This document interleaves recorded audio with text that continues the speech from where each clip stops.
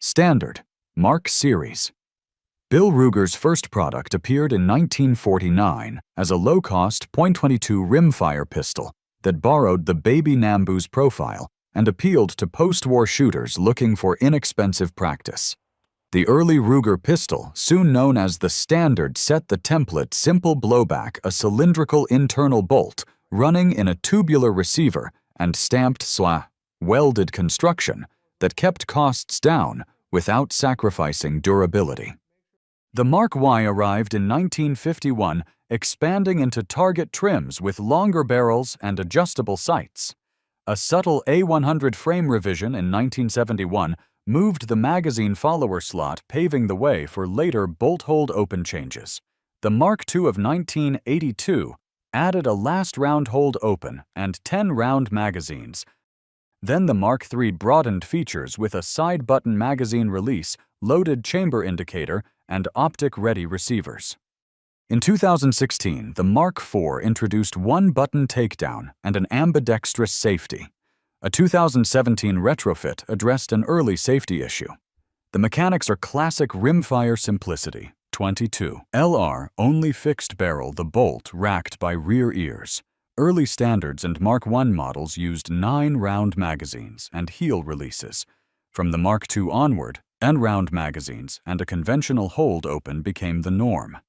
Barrels range from tapered 4.75, 6 inches to heavy bull and slab-sided target profiles up to 10 inches, and the 2245 branch adopts a 1911 light grip angle on polymer frames, later extended by the lightened 2245 light. Civilian use has always been the center of gravity plinking, training, small game control, and formal bullseye. But the family also saw specialized adoption, including the U.S. Army's government target models for training and integrally suppressed Mark II variants used for very quiet work. Earlier generations are now collectible, while the Mark IV remains in broad production across standard target hunter competition tactical 2245 and 2245 light trims. P-Series. The umbrella term P-Series covers aluminum frame early models and later polymer frame generations such as the P95. The P85 launched in 1987 as Ruger's bid to meet Joint Service Small Arms Program requirements after the U.S. military moved to a 9x19 duty pistol. Though it did not win the XM9 contract, the design seeded a long-running family of service pistols across multiple calibers that prioritized ruggedness and price over refinement. The P85 Mk2 represented a safety-updated early production run, and the P345 later bridged to the striker-fired era. Mechanically, these pistols used a Browning-type tilting barrel with a SIG-style cam block, configured as DA/SA, with ambidextrous safety decockers, or in DAA, decocker-only variants. Typical 9mm models carried 15-round magazines. .40 S&W versions used 10 or 11 rounders, while single-stack 45 ACP guns ran 7 or 8 round magazines. A short list of curiosities includes the convertible P89X that could swap between 9mm and 30 Luger with a second barrel, and the P95's use of Dow isoplast polymer in Ruger's first plastic frame auto. Police and security users valued the platform's durability and cost, with adoption by agencies such as the San Diego Police Department and Wisconsin State Patrol, and approval lists that included Chicago. The U.S. Army procured KP95D pistols for Iraqi forces in the 2000s. All P-Series variants are now discontinued, yet remain common on the secondary market, with oddball runs like the P89X drawing the most collector interest. P345. Ruger introduced the P345 in 2004 as a thinner, more ergonomic 45 ACP that would serve as a capstone to the P-Series while incorporating safety features demanded by several state markets. It kept the short recoil-locked breech architecture, but trimmed mass and bulk compared to the P97 adopting a polymer frame and an 8-round single-stack magazine compatible with earlier .45 ACP P-series magazines. The control layout used an ambidextrous manual safety decocker and the pistol layered in a magazine disconnect, a top-mounted loaded chamber indicator, and an integrated keyed lock. Early production suffered teething issues, particularly around dry firing with no magazine inserted, an interaction between the disconnect and firing pin that could cause damage if owners ignored the manual. Later runs resolved these problems and earned a reputation for mild recoil and solid mechanical accuracy for the weight class. The P345 aimed mostly at civilian and compliant state buyers with limited law enforcement use. It left the catalog in 2013 as Ruger pivoted to striker-fired duty guns, and it now occupies a niche on the used market as the last P-series, with late production examples generally preferred. SR Series. The SR Series marked Ruger's first large-caliber striker-fired line, beginning with the SR9 in 2007, at a time when polymer duty pistols dominated both commercial and agency sales. A slim double-stack grip frame only about 1.18 inches through the grip was a design priority, as were ambidextrous controls and a comprehensive safety suite. The family expanded with the compact SR9C in 2010, the 40s S&W SR40 SR40C shortly after the economy trim 9E, and finally the SR45 in 2013 to bring the pattern into Talter 45 ACP. Early SR9 pistols were recalled in 2008 for a drop safety concern. The correction introduced a pivoting inner blade on the trigger, an approach familiar from contemporary striker-fired designs. The SR9C earned industry recognition helped by a flexible magazine strategy that allowed compact carry with a shorter magazine and duty size capacity with a sleeve-equipped full-length magazine. Mechanically, the line used a short recoil-locked breech system with a glass-filled nylon frame low-bore axis drift, adjustable sights, and a reversible flat, arched backstrap. The intended market encompassed civilian carry and home defense with some agency use, particularly for off-duty or backup roles. Ruger wound down the line between 2017 and 2019 as the American pistol took the duty slot and the Security 9 covered the budget segment. As a used market proposition, SR9 and SR9C variants remain common, while the SR45 appears less frequently due to a shorter production window. LC Series. Ruger's pocket pistol era began at SHOT Show 2008 with the 380 Auto LCP, a featherweight DAO design that addressed deep concealment and backup roles. Early production required a recall to correct a drop fire condition. Ruger implemented an improved hammer system and returned pistols with magazine extensions, an early example of voice of the customer responsiveness that would become a brand theme.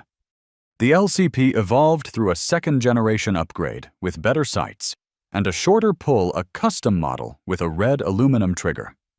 The 2016 LCP2 that changed the fire control feel locked open on empty and later appeared as a 22 LR variant. The LCP Max in 2021 shifted the footprint into the micro double-stack world with 10 and 12 round magazines while retaining pocket dimensions. In parallel, the 2011 LC9 translated the concept into 9x19 with a slim DAO manual safety and compliance features. User criticism of its long pull drove the striker-fired LC9s in 2014, while the EC9s in 2017 offered a simplified lower-cost variant with fixed sights and a no-frills finish.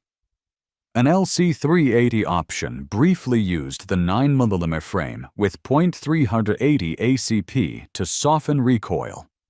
These pistols served primarily civilian concealed carry needs and police backup roles. The present lineup centers on the LCP2, the higher-capacity LCP Max, and the EC9s, with the LC9 LC9s and LC380 discontinued. A cultural footnote attached itself when a Texas governor used an LCP during a coyote encounter. Ruger issued a commemorative coyote special which cemented the little pistol's notoriety well beyond the firearms press. American Pistol. The American Pistol arrived in late 2015 as a duty-sized striker-fired design created with modular handgun system requirements in mind, even though Ruger did not formally enter the competition.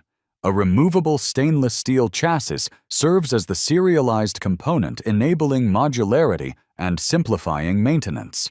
The action uses a barrel cam geometry that moderates slide velocity and trims felt recoil compared with more conventional timing. Variants cover duty and compact sizes in 9mm and 45 ACP, alongside a 9mm competition model with a 5-inch barrel and upgraded sighting arrangement and match-oriented tweaks. The ergonomics package includes interchangeable back straps, fully ambidextrous controls, and aggressive grip texturing. Pro versions delete the manual safety and magazine disconnect for users who prefer a simpler manual of arms, and takedown does not require a trigger press. The intended audience spanned law enforcement military procurement teams evaluating U.S.-made duty pistols and civilians wanting a full-size defensive pistol at a competitive street price. While agency adoption has been limited compared with entrenched rivals, production continues, and the platform fills Ruger's modern service pistol role with a feature set aligned to contemporary expectations. Security 9.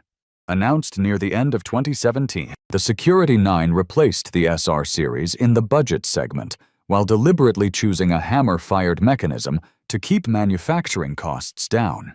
Ruger's secure action system combines a shrouded single-action hammer with a bladed trigger, producing a striker-like feel at the trigger face, even though the internals differ.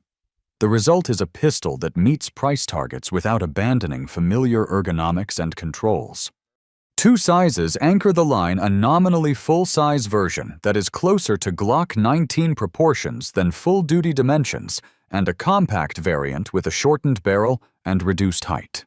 Typical magazines are 15 rounds for the larger model and 10 rounds for the compact with extended options. Frames are glass-filled nylon, slides are alloy steel with a simple black oxide finish. Sights are drift adjustable, and Pro models substitute night sights and omit the manual safety. Takedown uses a pin and does not require a trigger press. The Security 9 caters to civilian buyers and private security users needing a reliable 9mm at a budget price with decent capacity and simple maintenance.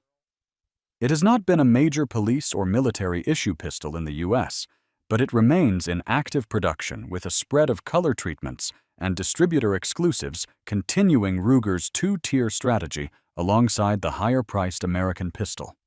Ruger 5.7.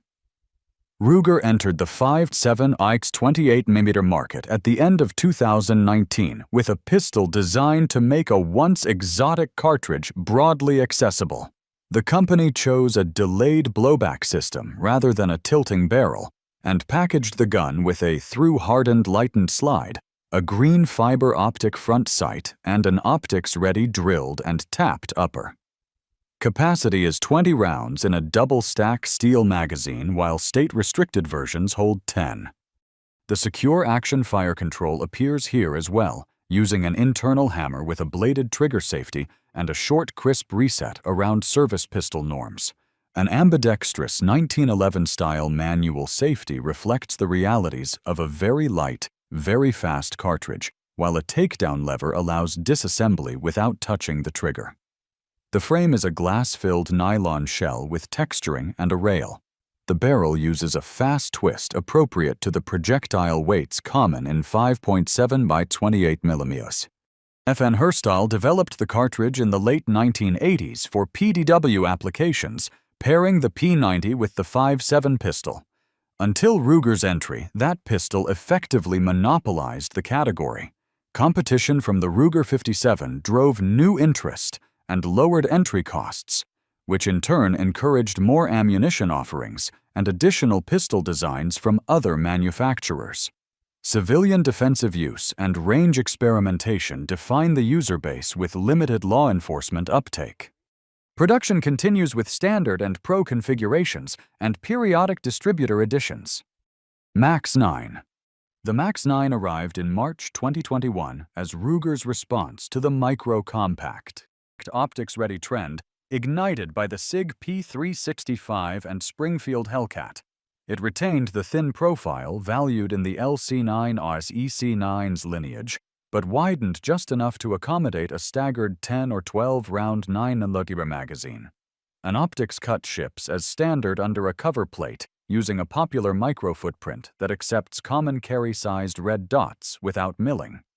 Mechanically, it is a striker-fired short recoil pistol with a hammer-forged barrel around 3.2 inches and a trigger tuned to a clean service weight with a short reset. The slide carries forward and rear serrations. The front sight combines a fiber optic pipe and a tritium vial, while the rear is a serrated blacked-out notch. Dimensions keep it inside the micro-compact envelope about 6 inches overall length, a sub-1-inch slide width, and a weight under 20 ounces empty. Safety features include a split-trigger shoe striker block and visual inspection port. The Pro configuration deletes the manual thumb safety. The target audience is the everyday carry shooter who wants double-digit capacity, usable iron sights, and immediate optic support at a price below many peers. The model remains in active production in both standard and Pro variants, and it has become a staple of Ruger's concealed carry catalog. RXM. Ruger's 75th anniversary year brought the RXM, a modular, compact 9mm designed with mag pull and aimed squarely at users who favor Glock Gen 3 geometry but want modern enhancements. The serialized part is a removable stainless steel fire control insert, similar to the P320's FCU. It houses the trigger sear and related parts, enabling grip frame swaps without a transfer, an approach that mirrors the broader industry shift toward chassis-based handguns. Magpool's enhanced handgun grip frames provide aggressive TSP texture, a modest magwell flare, and a 20-degree grip angle. The slide is optics-ready with a direct mount pattern that accepts common footprints without plates, and the cut uses locator pins to keep alignment consistent. Controls and takedown follow familiar striker pistol patterns with a flat-faced trigger around a mid-4-pound break and a tactile reset. Capacity is 15 rounds from the factory with GL9 pattern magazines, and the overall footprint tracks closely with the Glock 19, which means extensive holster compatibility from day one. Ruger rates the pistol for +P ammunition. A notable feature is parts cross-pollination. Most Gen 3 Glock slides barrels and many internals can fit, which immediately opens a vast aftermarket for barrels, slides, small parts, and sighting options. That compatibility sits alongside the RXM's own optic system and frame modularity, offering 2 different routes to customization. The pistol is positioned for concealed carry plainclothes duty and hobbyist modification rather than a specific military bid. As a new for 2025 release, it is in current production, and early evaluations have emphasized ergonomics, optic mounting rigidity, and the practical benefit of a non-serialized grip ecosystem. If this video was entertaining, give it a thumbs up, pass it along to other firearm enthusiasts, and subscribe to stay tuned for more content of this kind. Thanks for watching.